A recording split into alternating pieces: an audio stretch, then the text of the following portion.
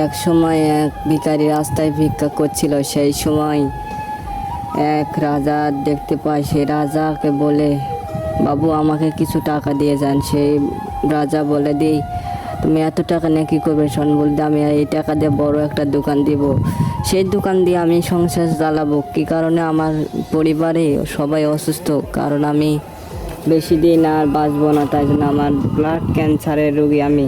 এই জন্য হাসি ফোটাতে আমি তাদের মুখে হাসি ফোটাবো। সে রাজা উত্তরে বলে, দি আমি যদি এই টাকা দিই তুমি গ্রহণ করবা? সে রাজা বলে, দি ভিখারি কয়, দি আমি নিব, কিন্তু কারণ আছে। এই টাকা, এই কথা যেন আমার পরিবার না জানে, কারণ এই টাকা নিলে আমার পরিবার কষ্ট পাবে যে আমার বাবা ভিক্ষা করে আমার কাছে এনেছে। সেই কথা শুনে রাজার মুখে কান্না চলে আসলো, কিন্তু কি করবে, দুঃখের সময় টাকাটা নিল। নেওয়ার পর বাবা মার কাছে গেল, বলবে এত টাকা কোথায় পেলে? বাবা মা বললো, দি আমি যেখান থেকে পাই তোদের হাসি মুখ দেখার জন্যই তো আমি এত কিছু করছি, তুই আর কিছু ভাবিস না, তোর চিকিৎসা কর বাবা।